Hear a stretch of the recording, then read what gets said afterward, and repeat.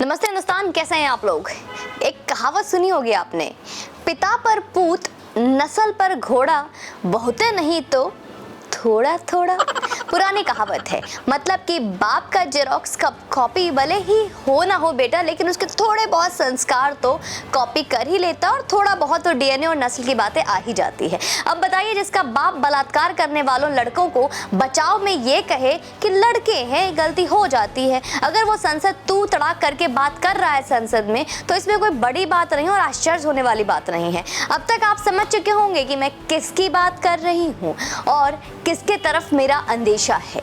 जी हाँ, बिल्कुल मैं उन्हीं की बात कर रही हूँ, लोहिया के समाजवाद के कातिल और समाजवाद के नाम पर नमाजवादी पार्टी के सबसे बड़े नेता, सैफई से सरकार तक को गुंडागर्दी और छिनतई करने वाले से भरने वाले मुख्यमंत्री आवास के नलों की टोटियां चुराने वाले और वर्तमान में नेता प्रतिपक्ष अखिलेश यादव जी की, अखिलेश भैया जी की। जी हाँ, लेकिन सड़क किसने बनाई है, एक्सप्रेस किसने बनाया है, मेट्रो किसने बनाई है?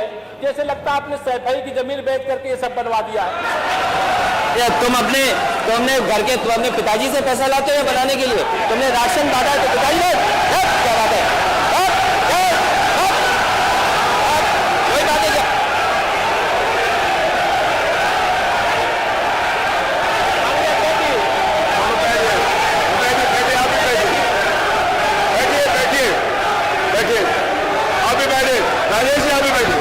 अखिलेश यादव तब संसद में अपना आपा खो गए और तू तड़ाक पर उतर आए जब उत्तर प्रदेश के उप मुख्यमंत्री श्री केशव प्रसाद मौर्य ने उनसे बस इतना कहा, ये जो एक्सप्रेस वे फलाना वे ढिमकाना, ये सब जो बनाने का शिलान्यास पट अपने छाती पर दिन रात लेकर घूमते हो आप, क्या ये सैफई की जमीनें बेचकर बनाई गई हैं?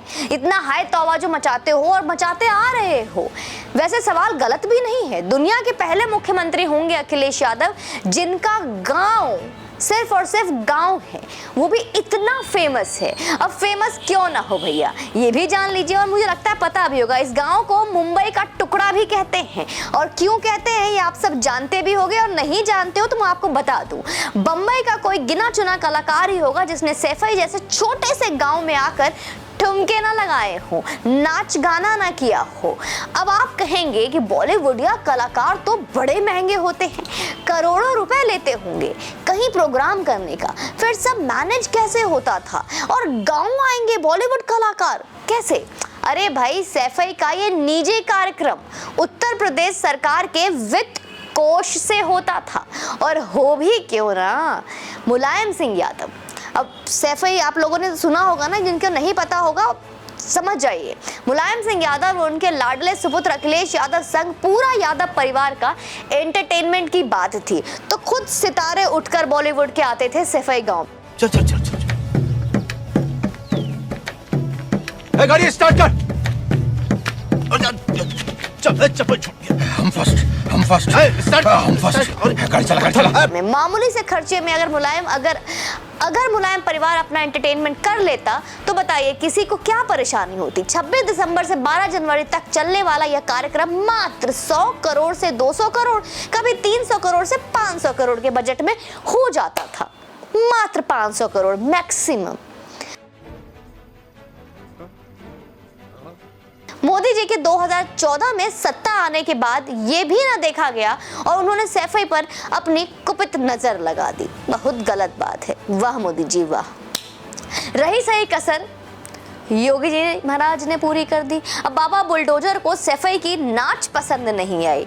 गलत बात है यार बाबा, आप बाबा योगी हो, उनका तो सोच लेते। 2016 के बाद सैफई की सफाई हो गई, नो मोर इवेंट्स वहां पर। अब आप किसी का एंटरटेनमेंट ही छीन लीजिएगा, सही बात है, आप गद्दी भी छीन लीजिए। मतलब पहले एंटरटेनमेंट छीना, एंटरटेनमेंट का जरिया छीना, बाद में बाबा ने गद्दी छीन ली और उसके लिए 2-4 कामों को गिनवाने पर उसके दिल के जख्मों पर यह कहकर पिसा हुआ मिर्ची डालिएगा कि सैफई की जमीन बेचकर एक्सप्रेसवे बनाई थी।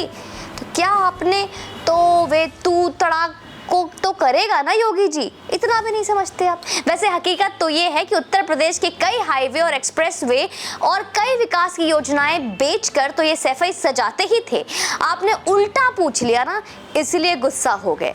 वैसे अखिलेश जी, आपकी बिलबिलाहट साफ साफ समझ में आ रही है हमें आपकी तकलीफ का पूरा अंदाजा है भाई, लेकिन क्या करिएगा, बाबा बहुत निर्मोही है, न खुद एंटरटेनमेंट करते हैं और न सरकार के एक भी पैसे का एंटरटेनमेंट किसी को करने देते हैं। मतलब no entertainment, no entertainment, no entertainment. अब देखिए ना, आपकी पार्टी के लोग जहां जहां सड़क पर एंटरटेनमेंट कर रहे हैं वहां वहां उनके घर पे बुलडोजर चला देते हैं। क्या करिएगा, समझना तो पड़ेगा, कोई उपाय तो है नहीं। आपके चाचा आजम खान निकले हैं कुछ दिन खुली हवा में सांस लेने, जाइए मिल आइए, कहीं ऐसा ना हो कि आप इधर तू तड़ाक करते रहे और दुआ सलाम से पहले ही आपके चाचा फिर किसी दूसरे केस में अंदर चले जाएं। तो जो था ना पहले, जो आप जिसको देख के बुलाया करते थे कि ओनली एंटरटेनमेंट एंटरटेनमेंट एंटरटेनमेंट, वो वाला जमाना गया। और ये तू तड़ाक तो आप बिल्कुल करिएगा नहीं, क्योंकि मैंने जैसे आपको बताया कि बाबा बड़े निर्मोही है, ना उनको एंटरटेनमेंट समझ में आता है, ना उनको नाच गाना समझ में आता है। जो जिस तरीके से कमर ठुमके लगते हैं वो तो उनको कतई पसंद नहीं है। अब सन्यासी ठहरे ना, क्या करें, मजबूरी है, पूरे देश की जनता उनको झेल रही है।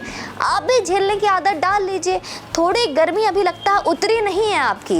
ये चीलम वाले बाबा कह के आपने पुकारा, उससे भी काम नहीं चली। इसके बाद आपने ना जाने कितने लांछन आपने सनातन धर्म और हिंदू के पुरातन पे लगाया, आपने साधु सन्यासी तक को नहीं छोड़ा। देखिए बहुत भारी पड़ गया ना आपको, तो समझिए ये तू तड़ाक और उंगली थोड़ा नीचे करके, और ये बाप पे मत जाओ यार। ये बाप पे जो जाते हो ना, यकीन मानिए चुनाव से पहले जब आप इधर उधर घूम रहे थे, मंडरा रहे थे और भीड़ को देख के गलतफहमी में जब जी रहे थे, उस वक्त भी बाप वाले बात उठाई थी आपने। उस वक्त भी बाबा ने आपको बढ़िया से सुनाया था। कितनी बेइज्जती लोगे यार, मान जाओ। विदेश जाने वाले थे, लोग कह रहे थे कि आपका टिकट भी कट गया है। कहाँ इतनी गर्मी में परेशान हो रहे हो, और कहाँ ये सारी चीज़ें। वैसे भी ज्ञान भाभी का मुद्दा देखिए आपसे तो संभलने से रहा अब, क्योंकि अब आप बने नहीं, अब तो मुश्किल से आप एक इकलौते नेता हो जिसका डिमोशन भी होते जा रहा है, लोगों का प्रमोशन होता है, तुम नीचे ही आते जा रहे हो। तो अखिलेश भैया सबसे बढ़िया अपना बोरिया बोस्तर उठाइए, विदेश चले जाइए, विदेश भ्रमण कीजिए, कुछ सीखिए हमारे राहुल गांधी जी से, कुछ तो समझिए। बाकी आप सभी कमेंट सेक्शन में मुझे बताइएगा कि ये डांट फटकार और योगी आदित्यनाथ ने जो अखिलेश यादव की क्लास लगाई है उसे देखकर आपको कितना मजा आया। बाकी कमेंट सेक्शन में मुझे जरूर बताइएगा। आपका सहयोग मेरे लिए बहुत महत्वपूर्ण है। अब अपना सहयोग यूं ही मुझे देते रहे और मैं यकीन दिलाती हूँ रुकूंगी नहीं। जय हिंद, वंदे मातरम।